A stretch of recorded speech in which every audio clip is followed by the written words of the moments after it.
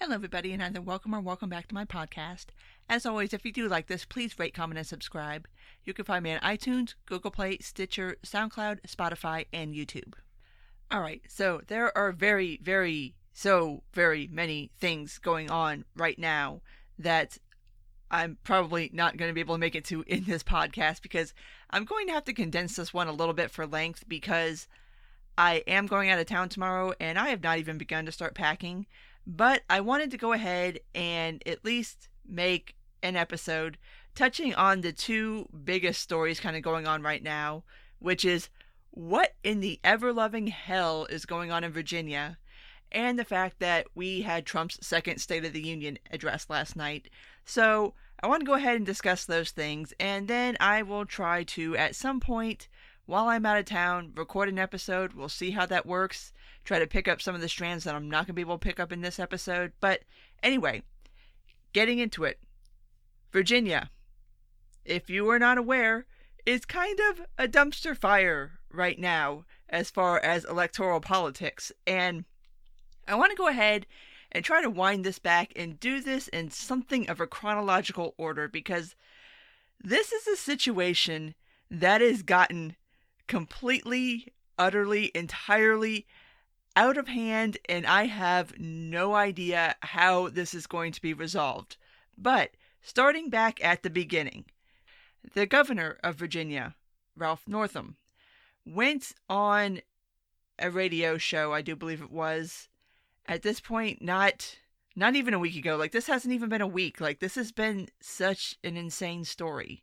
But he was making comments about a proposed bill that was in the Virginia State Legislature that would allow for abortion up to 40 weeks, which would be a full-term baby. And the kind of crux of his comments, and there's been much discussion about how he meant this to be and how if people were taking it out of context versus not taking it out of context.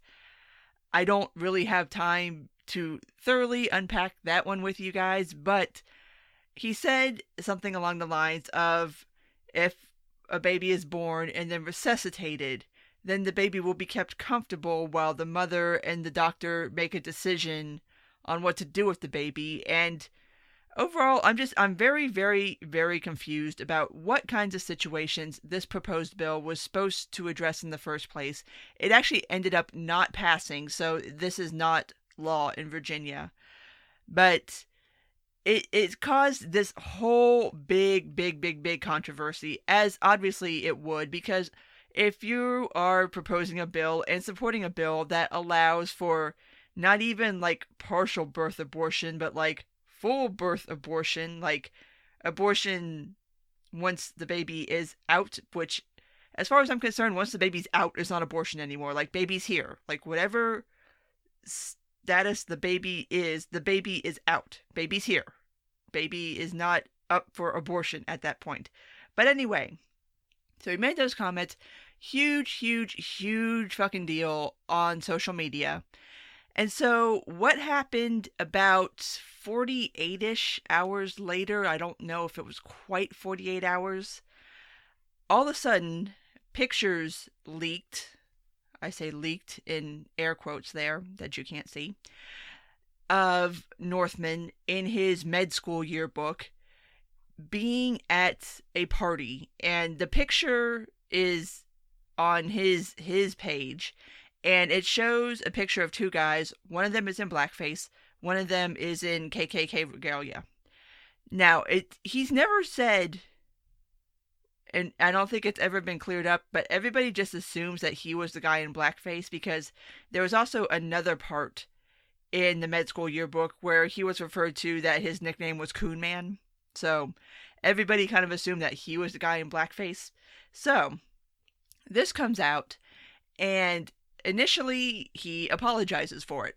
Says, I'm sorry, blah, blah, blah. You know, the standard boilerplate, like, response that any kind of politician would give in that particular moment. But then, not even 24 hours after the apology, he decides that, wait a minute, that picture is not of me, even though it's on my page, and it's supposed to have been like like a collection of pictures that each individual student picked to be on their page. He decides that that's not me in that picture. There must be some kind of mix-up, and he gives the most bizarre press conference that, I mean, this one is next level. Like, it's been a long time since I've seen anybody go this fucking wackadoo in a news conference. And at one point, he makes the point that that is not him in that picture, but this other time he did blackface when he was dressing up as Michael Jackson. And he was in a dancing contest where he was going to do the moonwalk. And one reporter asked him if he could still do the moonwalk, and I swear to God, dude looked around like he was about to fucking do the moonwalk until his wife was like, no, do not. But it was just overall the most insane press conference ever, and it was basically him walking back the apology that he already put out there and kind of going full Kavanaugh. Like, just like, this whole Virginia situation is so the Kavanaugh situation 2.0 all over again. It's Kavanaugh, Blasey Ford 2019 is going down right now in Virginia. But, so he gives this news conference, takes it all back, says it's not him, and he's not resigning. And so basically everybody's just like, well, what the fuck now? And it comes out after that, and I personally would like a little bit of credit for saying that I called this on Twitter before this actually came out, that Big League Politics, which is the site that first ran with the picture, did not find it organically on their own. It was given to them by a quote-unquote concerned citizen who was mad that Northman's comments about abortion were what they were. I mean, I guess they thought he was kind of like sliding by with them, which makes no sense because he got dragged mercilessly for them on Twitter, so I don't understand that particular logic. But yeah, so this was a picture that was leaked to I don't want to be mean about this, but like a third tier political website. And turns out picture may or may not have been shopped around before, and that the Gillespie campaign, which, if you guys don't remember or you don't really follow like state politics all that much, the governorship race that happened last year was quite ugly there between the Democrat and the Republican. Northman was the Democrat and Gillespie was the Republican. It was an extremely close vote. It was an extremely ugly race. And so there has been questions about whether the Gillespie campaign had this information and sat on it or did not have this information. And so, and there's also been other questions about why other media outlets did not have this information, or if they had it, they didn't run it. Anyway, it was just this whole big thing that touched off a firestorm that I don't think anybody could have predicted back, I don't know, are we even 3 days into this news cycle? I can't tell time anymore. I can't. Time has stopped meaning anything. Because what happened after that is maybe 24 hours after the news conference, it comes out that Justin Fairfax, the lieutenant governor of Virginia, has had a sexual assault allegation launched against him. Now, for what it is worth, this did not entirely come out of the blue, apparently. This woman, her name is Vanessa Tyson, and she did come out on her own accord. This wasn't like a Blasey Ford situation where she's basically forced to out herself. She decided on her own to out herself publicly. And apparently this was another story that was shopped to Washington Post, I do believe it was, right before Inauguration Day for Fairfax. And WAPO refused to run it because they couldn't corroborate it, which, okay, fair enough, that's what you're supposed to do. But this all of a sudden comes out right after the Northman thing. So the obvious correlation that people have made is that Northman dropped this. Truth be told, nobody really knows how this became a thing, but all of a sudden, now we're talking about Justin Fairfax and what is alleged. And it just came out today that Vanessa Tyson, his accuser, did release an official statement detailing her allegations. And if you're on Twitter, I'm sure you've seen it. If not, you can go look it up. I'll see if I can link it in the show notes. I kind of almost don't want to because it is very specific and it is fairly graphic. I will be honest. And what she is alleging, to put none too fine a point on it, is that he forced her to perform oral sex on him. And her accusations are very specific. Like I said, she names dates, times, the description that she gives of this encounter is a bit difficult to read. I mean, it's like I said, it's very specific and it's pretty graphic. So that came out today, and it has been rumored that in a closed door meeting with various Virginia Democrat brass, because obviously this is like all hands on deck at this point because shit has gone completely off the rails in the Virginia Democratic Party. Apparently, this was being discussed with him, and he allegedly said, "Fuck that bitch." Which, not the thing to say right now, dude. But this is getting really, really out of control.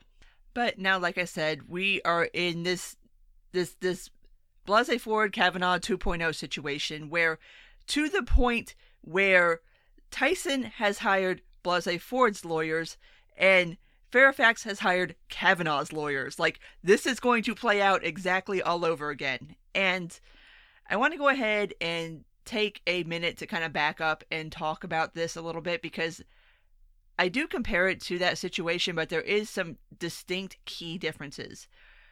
First off, obviously Tyson's accusations are much more specific and much more definitively sexual assault than Ford's were.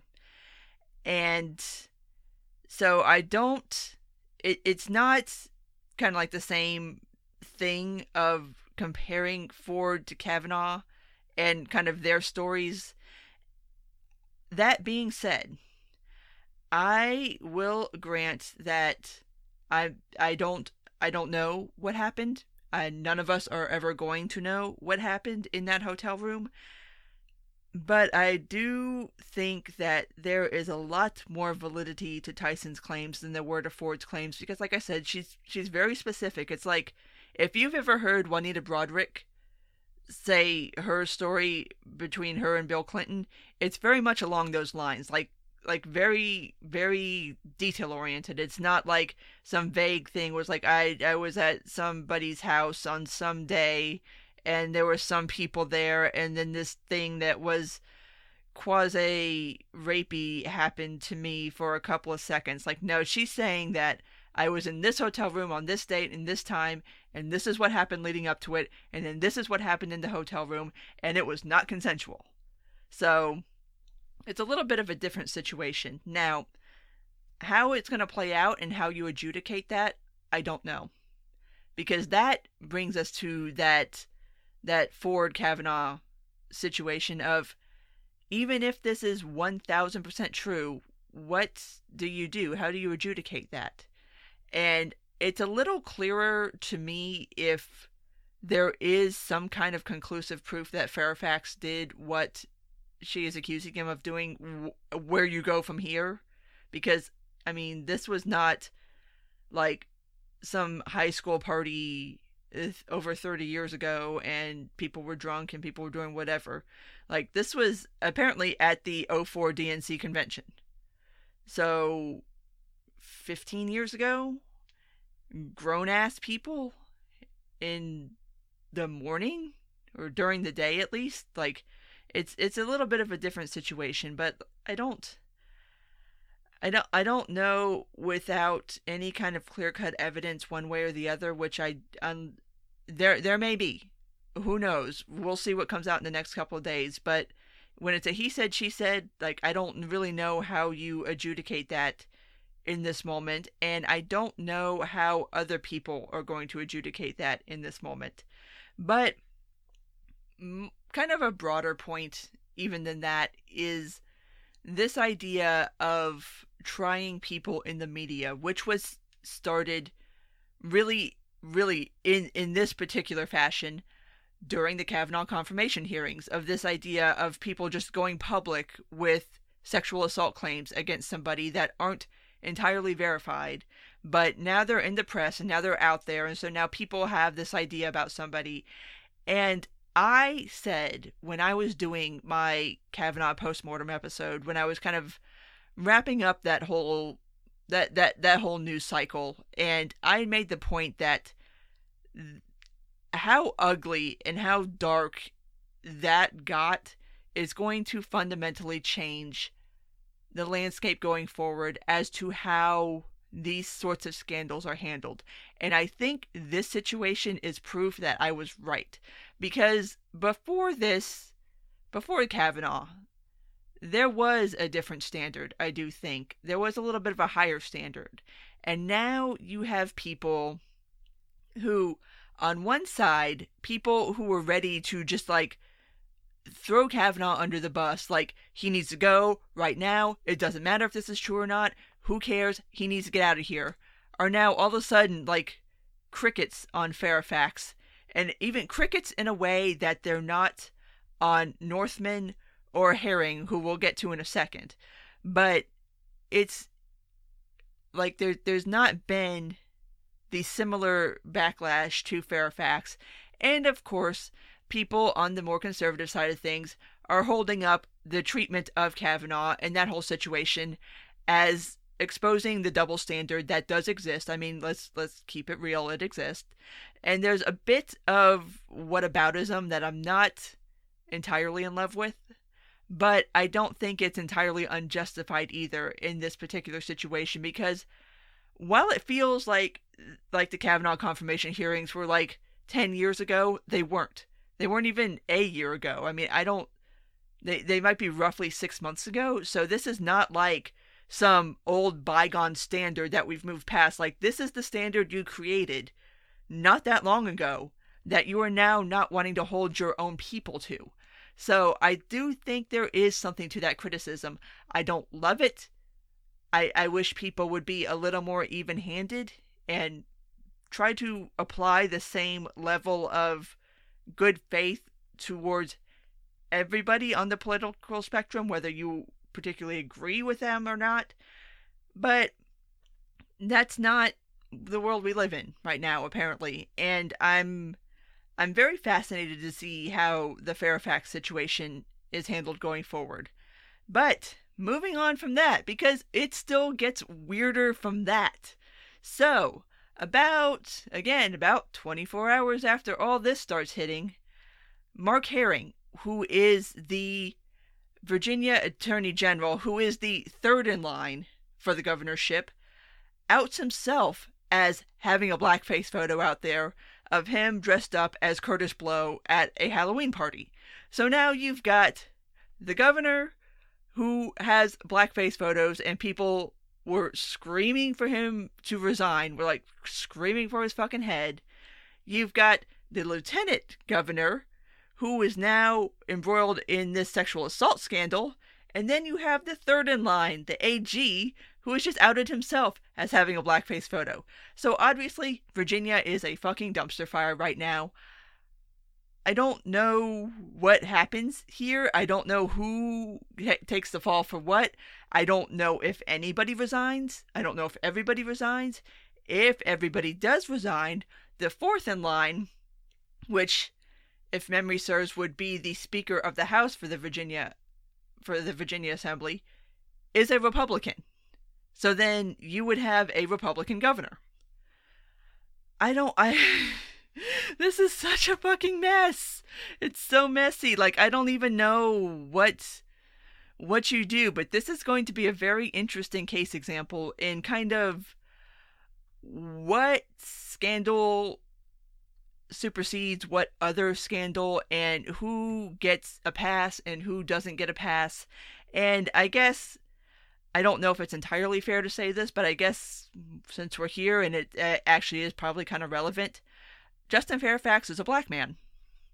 So if Northman would have stepped down, he would have been the second black governor in Virginia. But now, obviously, if Northman steps down and Fairfax goes in, then if this whole sexual assault allegation can be somewhat proven, or at least to the point where people are going to call for him to resign, then you've got Herring, who's third in line, but he's got a blackface photo too, so if Northman resigns, then obviously Herring has to resign too, because that would be a somewhat sane like application of standards. Like I don't know. What do you do? But yeah, so it's a total dumpster fire. I guess we'll see how this ends up playing out in the next couple of days. My prediction is that nobody resigns and everybody just waits out the news cycle and everybody moves on. But we'll see. Maybe I'll be wrong. So, moving on from Virginia to the other story that was a big story for like 15 minutes until Virginia pushed it back out of the news again, which is Trump's State of the Union address last night. He gave a State of the Union address last night, and I did watch it live, and I live tweeted it because that's the kind of person I am.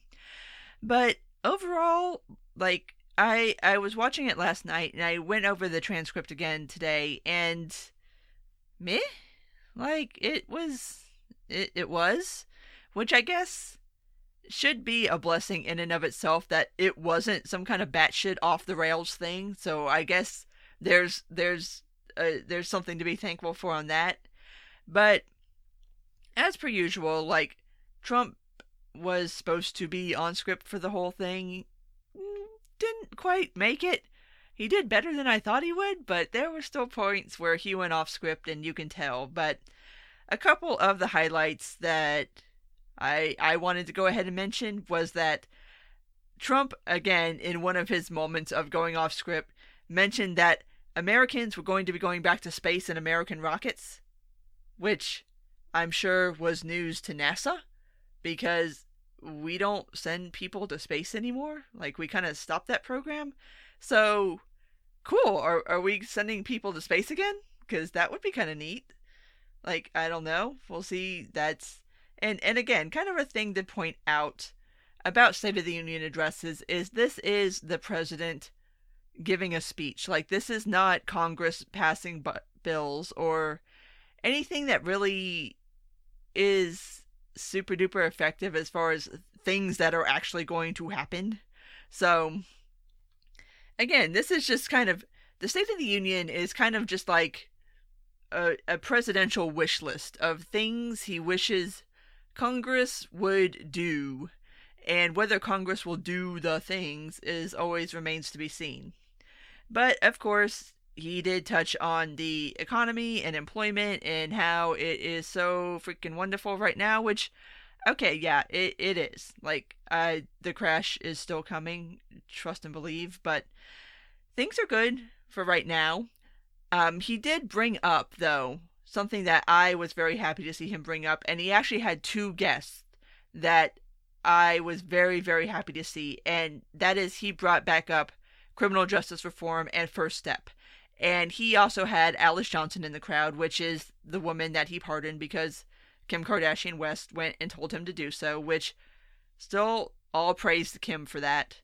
And he also had Matthew Charles in the crowd, who was the first inmate to be freed through the First Step program. So we spent some time talking about that, and I was very happy about that because, like I said when I talked about it before, I think that First Step is a really big deal, and I'm very happy that it did pass. And the fact that he spent a fair-ish amount of time talking about criminal justice reform, it gives me hope that maybe we will be revisiting that topic in the future and maybe expanding upon it a little bit.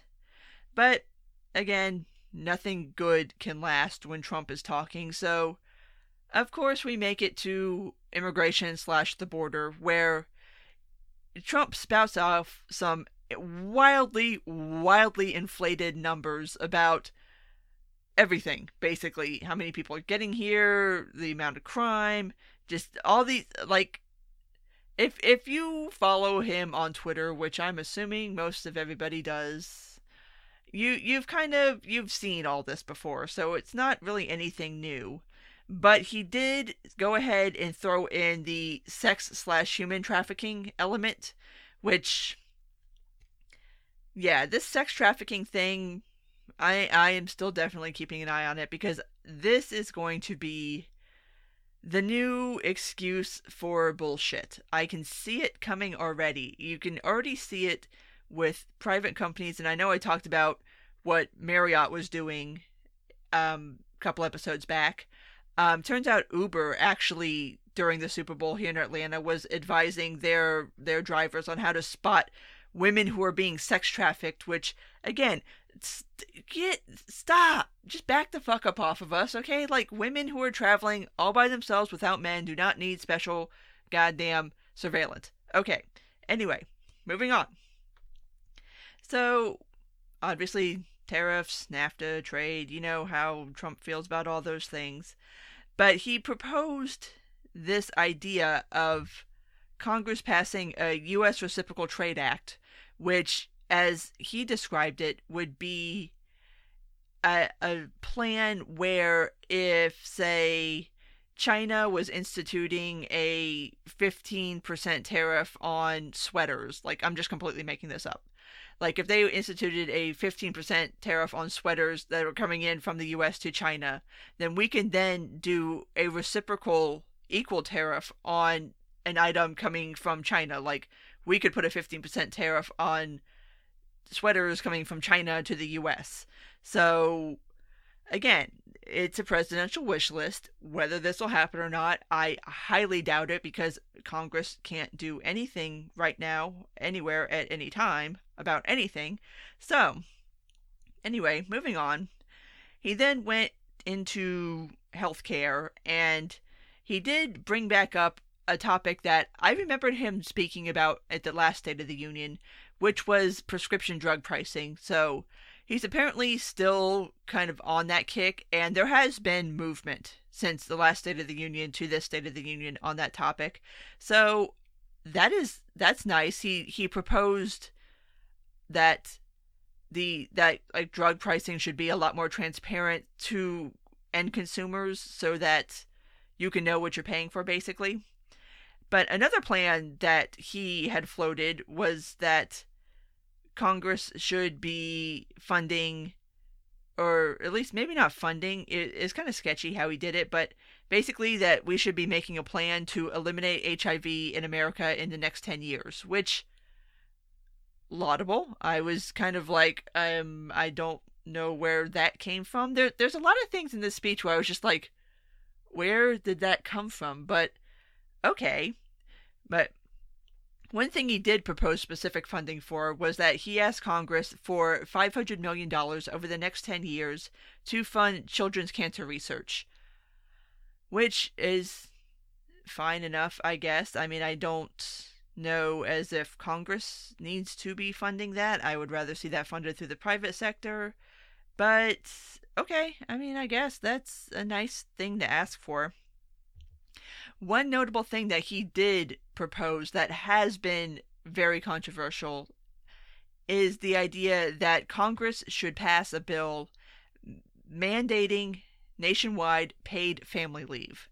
Now, obviously, this is not something where he got into specifics on exactly how this would go down, but the idea of Congress mandating nationwide paid family leave is a bit of a stretch for me.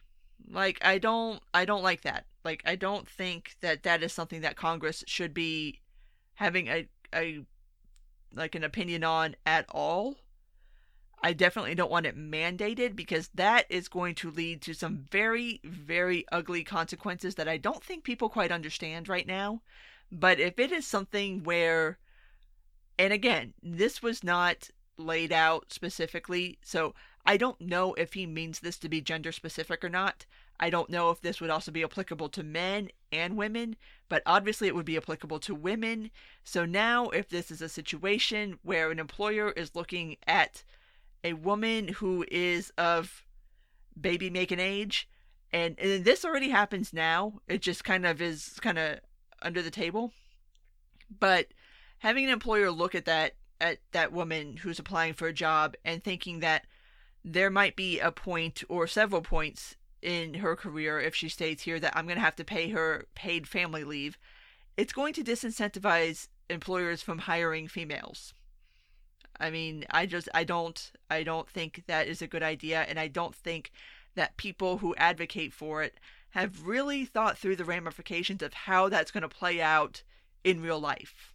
The other extremely controversial plan that he called for was for Congress to actually pass a bill to ban late-term abortions, which, whoo, lad, the reason why Congress has never touched abortion and punted it over to the Supreme Court for them to decide through Roe v. Wade is that they have no fucking interest in putting their fingerprints on that. So, good luck with that, dude. Congress ain't touching that shit.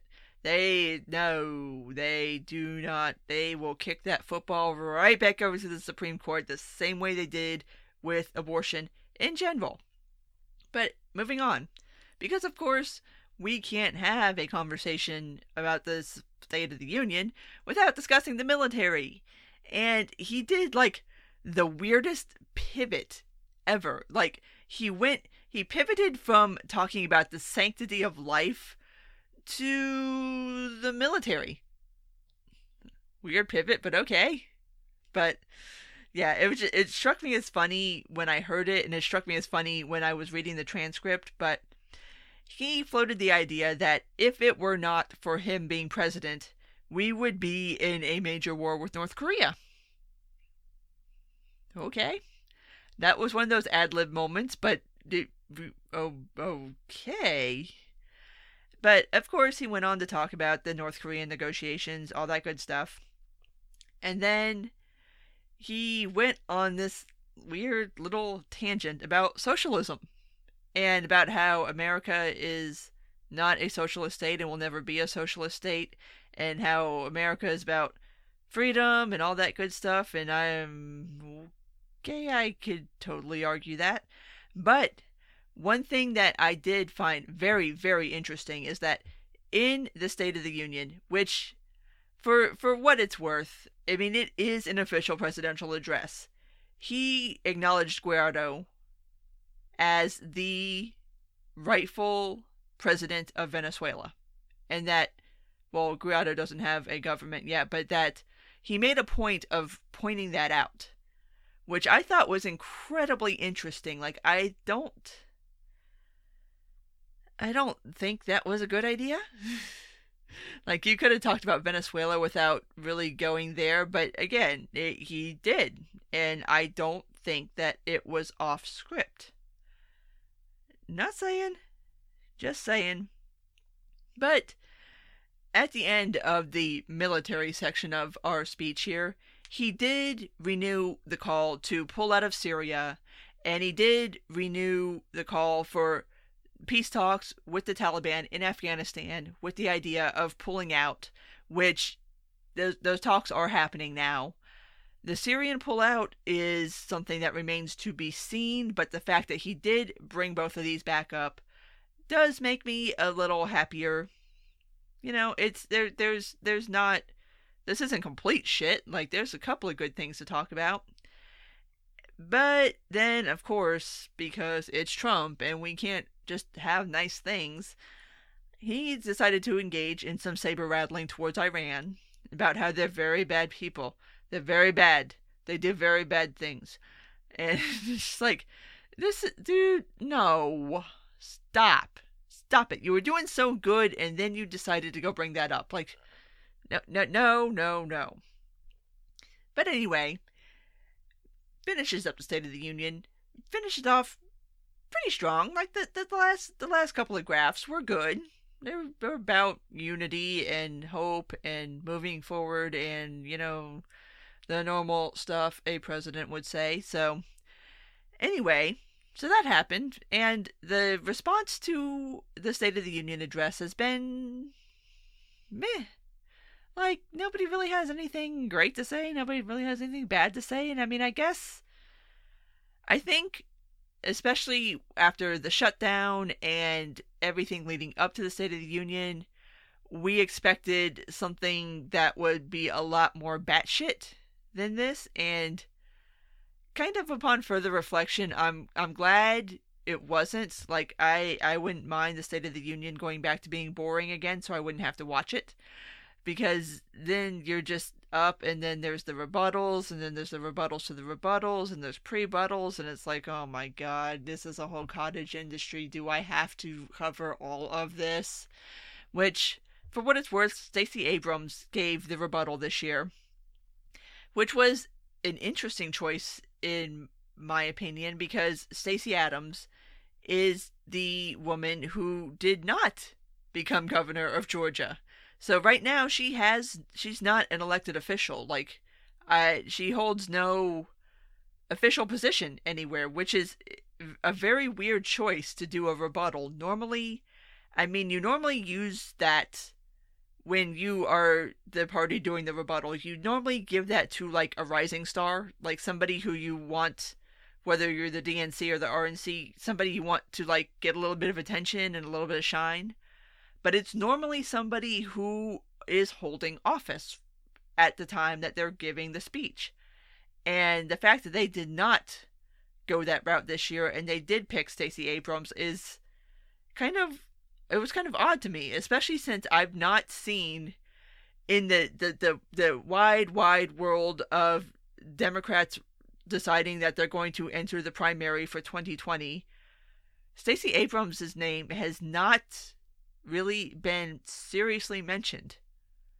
So, I don't know. It was kind of a weird choice for me. But I mean, her rebuttal was fine, whatever. Nothing really to write home about, other than the fact that she was the one giving it.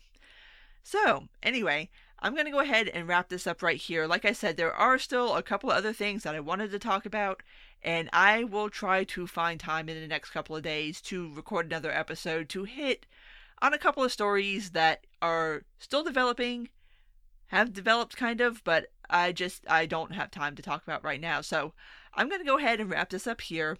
If you did make it this far, as always, thank you.